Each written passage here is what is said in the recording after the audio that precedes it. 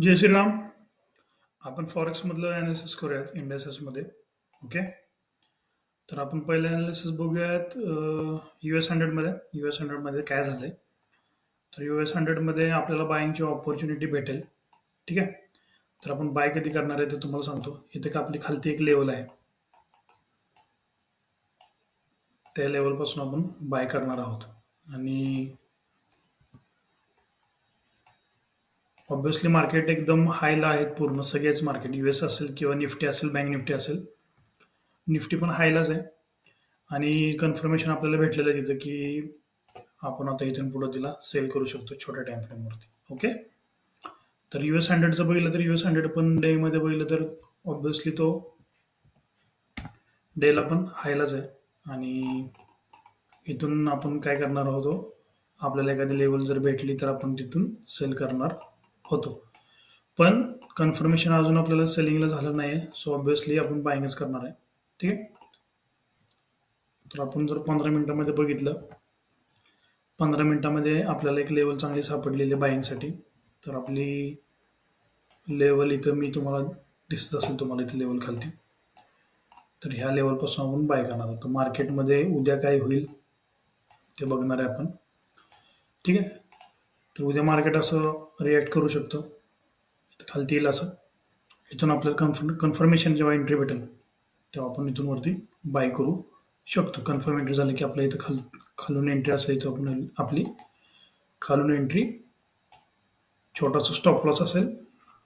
Stop loss पण सांगतो तुम्हाला किती पॉईंटचं बनतो आपलं स्टॉप लॉस. इथून आपलं बाईंग असेल, पहिला 1:3 आपण घेतो.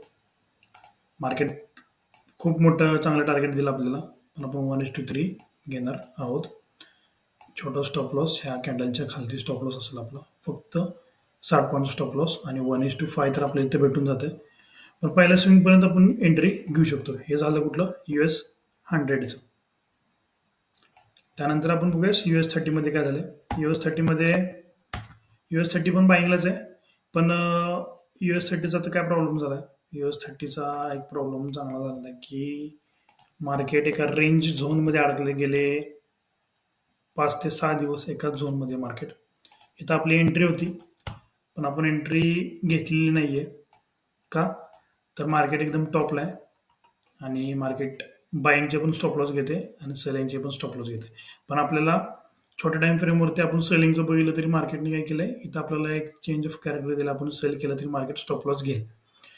त्यासाठी खालती का आपली एक लेवल बनते, इथे एक लेवल आहे. ही जर लेवल मार्केटने जर उद्या तोडली किंवा येणाऱ्या 2-3 दिवसात मंडे नंतर जर तोडली, तर मग आपण इथून सेलिंगसाठी बघू शकतो.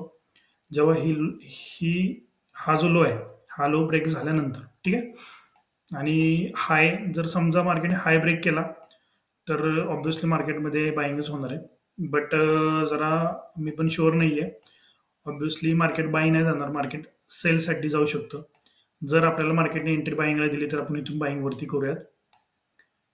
आणि जर समजा बाईंग जर करायचं आपल्याला असेल तर मार्केट इथं खालती येईल आणि इथून आपण बाईंग करू शकतो. ठीक आहे, पण आपण जरा वेट करूयात US 30ला. US 30 म्हणजे डो जोन्स, हा जर लो ब्रेक केल्यानंतर आपण सेल करणार आहोत. ठीक आहे, जर्मन 40चा आपण बघूयात. जर्मन 40 मध्ये काय झालं. जर्मन 40 मध्ये बघायला गेलं तर सगळेच मार्केट, बाहेरचं मार्केट असेल किंवा आपले निफ्टी, बँक निफ्टी, सगळेच मार्केट हायला असल्यामुळे पॉसिबिलिटी आहे मार्केट पडू शकतं चांगलं. तर इथं मार्केटने बघा, इथं मार्केटनी आपल्याला परत एकदा एंट्री दिलेली आहे. इथं मार्केटनी हाय ब्रेक केलेला आहे, सो आपली इथे खालती लेवल बनते. ती लेवल दाखवतो मी तुम्हाला. 5 मिनिट्समध्ये गेल्यानंतर आपल्याला ते छोटा स्टॉप लॉस, मोठं टार्गेट. ठीक आहे, पण इथे एक लिक्विडिटी आहे. मार्केट बघूयात कसं रिॲक्ट करते. कन्फर्मेशन भेटल्याशिवाय आपण एंट्री करणार नाही इथं पण, कारण इथं स्टॉप लॉस जाऊ शकतात. का, तर ऑल टाइम मार्केट हाय असल्यामुळे. जेव्हा मार्केट ऑल टाइम हाय असतं तेव्हा कोणता पण इन्व्हेस्टर असेल किंवा कुठली बँक असेल, ती काय करते, एकदम हायला बाय करत नाही. ठीक आहे, सो आपण पण जरा त्यांच्यासारखा विचार करायचा, स्वस्ताच आपल्याला भेटते का नाही कुठं. ठीक आहे. सर आपण इथे वेट काय करतोय, पण इथं जर कन्फर्म एंट्री भेटली तर आपण छोटासा स्टॉप लॉस एकदम कमी रिस्कने आपण इथून बाईंग करू शकतो. ठीक आहे.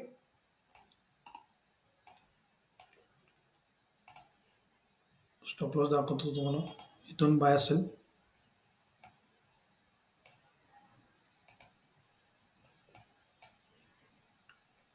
आणि इथून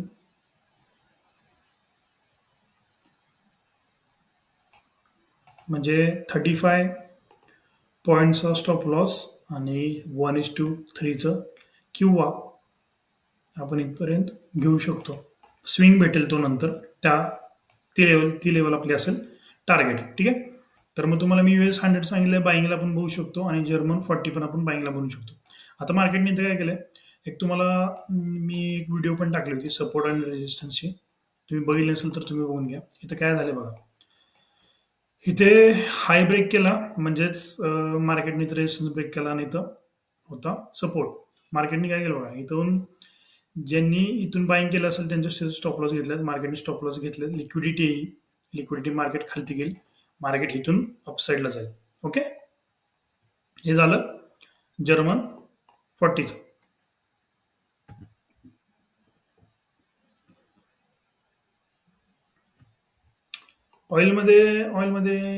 ऑइलमध्ये सध्या तरी काही एंट्री बनत नाहीये, पण ऑइलची आपल्याला एक चांगली लेवल सापडलेली आहे. मार्केटने काय केलंय, ऑब्व्हियसली ऑइल बाईंगला आहे आणि मार्केट आता काय करेल, मार्केट इथून फॉल होईल. मार्केटने हाय तोडलेला आहे, कॅरेक्टर चेंज केलं एकदा परत. आपल्याला आधी 2 दिवसापूर्वी मार्केटने आपल्याला सेलिंगसाठी एंट्री दिलेलं आहे. आता आपण बाईंग बघतोय का, तर मार्केटनं ट्रेंड चेंज केला आहे. तर आता काय होईल, मंडे उद्या तर नाही एवढी मूव येईल मार्केटमध्ये, मुवमेंट एवढी नाही येणार उद्या, फ्रायडे असल्यामुळे येईल पण एवढी नाहीची. ठीक आहे. इथे मार्केट आहे, इथून आपण बाय करणार आहोत. काय आपलं टार्गेट असेल 1:3चं. इथे आपली खालती लेवल आहे, ह्या लेवलपासून आपण बाय करणार आहोत. ठीक आहे. मी तुम्हाला एक लेवल पण देतो ऑइलची. ऑइलमध्ये आपण US ऑइल आहे. ठीक आहे. इथून आपली बाईंग असेल 76.857 पासून आपलं बाईंग असेल. स्टॉप लॉस आपला छोटासा असेल 76.263 वगैरे, ह्या लोच्या खालती. ठीक आहे. इथून आपण बाईंग करू शकतो ऑइल. नंतर कोणतं बघूयात आपण, बिटकॉइन नको, कारण बिटकॉइन ऑल टाइम आहे. बिटकॉइन जेवढे वरती गेले त्याच्या 60 ते 40% बिटकॉइन खाली पडेल. आणि गोल्डचं पण सेम झालं. गोल्डमध्ये पण आपल्याला सेलिंगसाठी एंट्री भेटलेली आहे, पण गोल्डमध्ये आज स्टॉप लॉस मोठा लावतो म्हणून आपण एंट्री काही केलेली नाही. बिटकॉइन बघूयात. बिटकॉइन जर पडला तर गोल्ड त्यासोबत पण पडेल. बिटकॉइन आधी पडेल नंतर गोल्ड पडेल, किंवा आधी पडेल गोल्ड नंतर बिटकॉइन पडेल. गोल्डमध्ये आपल्याला एक एंट्री भेटली होती आणि गोल्डने आपलं टार्गेट पण दिलं होतं, पण स्टॉप लॉस मोठा लागल्यामुळे आपण काय ते टार्गेट घेतलं नाही. तर म्हणून इथे एंट्री होती म्हणून स्टॉप लॉस मोठा होता. ठीक आहे. आपल्याला भेटली एंट्री, पण आपण घेतली नाही, कारण स्टॉप लॉस मोठा पण मार्केटला देत नाही. छोटा स्टॉप लॉस द्यायचा, मोठं target. Okay. Same GBP JPY मध्ये तर अजून काही नाही. युरो USD मध्ये पण आपला ट्रेड बनला होता. युरोमध्ये आपण आज कमीत कमी $450 बुक केले. 3 अकाउंटमध्ये $150 आपण बुक केलेले आहेत. छान एंट्री भेटलेली. मार्केटमध्ये काय झालं, मार्केटनं कॅरेक्टर चेंज केलं, मार्केट आपल्या लेवल आलं, तिथून मार्केट फॉल झालं. आणि मार्केटने किती आपल्याला दिले बघा, 1:4.23 पर्यंत आपलं रिस्क रिवॉर्ड रेशो दिलेला आहे. छोटासा स्टॉप लॉस, मोठं टार्गेट. आपण एवढं मोठं टार्गेट घेतलं नाही, आपण ह्या लेवलच आपण बाहेर पडलो होतो. जर आपण हे टार्गेट होल्ड जर केलं असतं तर आपल्याला कमीत कमी एका पोझिशनमध्ये $350 भेटले असते, म्हणजेच आपण $900 आतापर्यंत प्रॉफिट कमवलं असतं. पण ठीक आहे, आपली स्ट्रॅटेजी काय सांगते, छोटे छोटे स्टॉप लॉस आणि मोठे टार्गेट आपण घेऊन बाहेर पडायचं. मोठे टार्गेट आपल्याला भेटतं मार्केटच्या मुवमेंटवरती. आज मुवमेंट चांगली होती मार्केटला, पण ट्रॅव्हलिंगमध्ये असल्यामुळे वगैरे, बिझी असल्यामुळे मी काय ती मुवमेंट आपण कॅप्चर केली नाही. ह्याच्यावरती मी येणाऱ्या नेक्स्ट व्हिडिओमध्ये किंवा नेक्स्ट रीलमध्ये मी तुम्हाला ह्याची ॲनालिसिस शेअर करेन. ठीक आहे. ओके, चालतं. ठीक आहे. थँक्यू.